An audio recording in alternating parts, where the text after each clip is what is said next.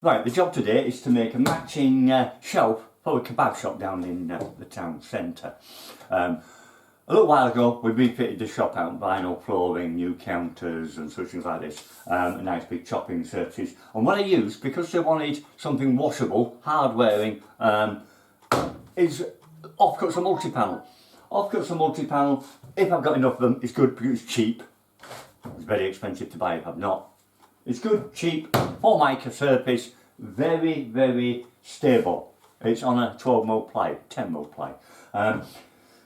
So it makes it a good material to use, but limited stock. Now, they've just asked me to make another shelf to go with it. When I did that job, I didn't get a chance to video it. So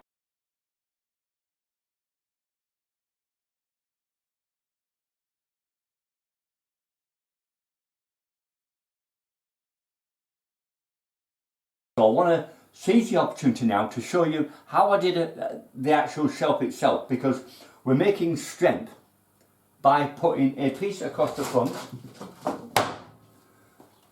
to give it that so that it'll take the weight.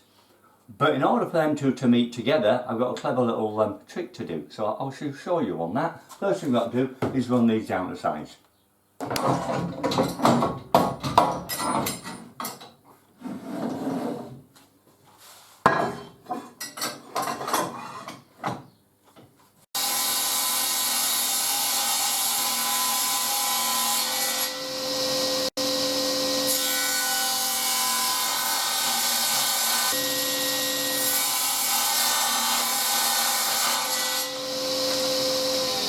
Right, the first process on the router station, I've got a round over bit there, and I'm just going to round over one edge of the bottom part of the shelf. That is so that I get a nice smooth, because Formica is very sharp and where it's been cut is quite rough.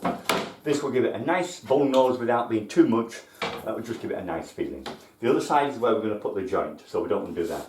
I'm going to do it with both pieces, but I don't need both pieces. And that is so that I do have a spare, should anything go wrong. So let's run that through just so that it's flat.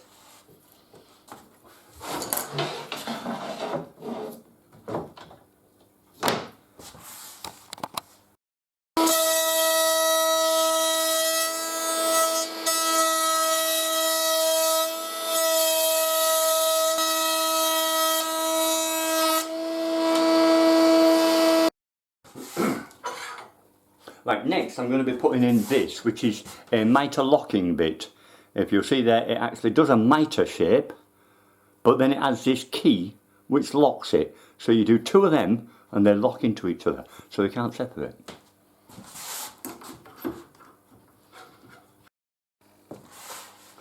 And when done, this is what they should look like. That's one half of it, which you run on this side, and then the other half, which you run that way. And then they interlock into each other, giving you a nice mitre joint, and they're locked together. Without glue, without anything else. Obviously, you do glue them, but without glue, it's already there. And when you hammer them together, they get much tighter, much stronger. That's what we're going to do along the full length of the shelf.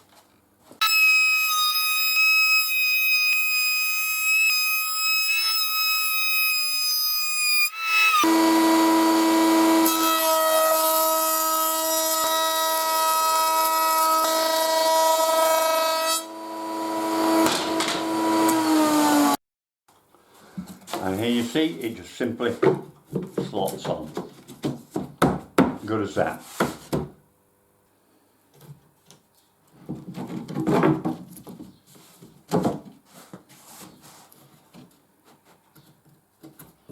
Leaving just enough space in there for some glue, and that's it. Now what I also want to do is, where it will turn, is I want to do the ends, so that I can put another piece on this end here.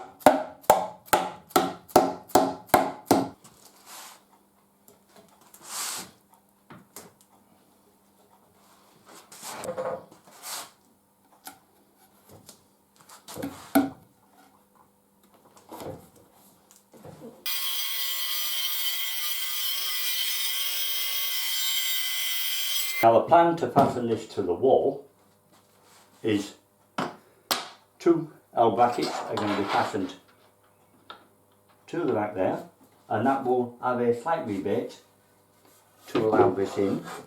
This is a nice snug fit. So that this will have like a keyhole slot straight in. It will slot into that. So I can just put it on the wall, slot it down, and it holds there. Now that's not going to be the permanent fixture, that's just an extra anchor. I will then be putting screws in from above into the wall. This will be covered with this plate. That's what this was made for. It will cover that decoratively. These, one side will be out in the open, the other side will be against the wall. So it will be also fastened to help secure. That now fastened to the wall, that will slot onto it. Now I'm going to turn over and put some screws in. Pre-screw, pre-drill this.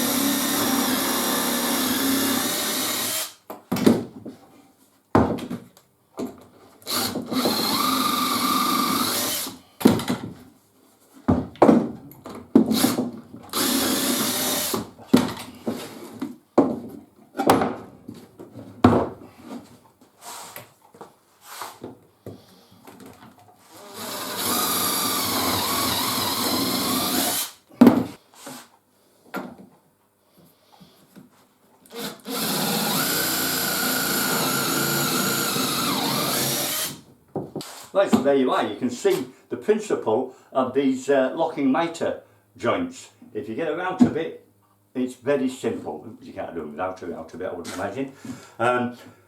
Simply a little bit of calculating as you're doing it. Once you run them through, they just lock together and they're very strong once it's done.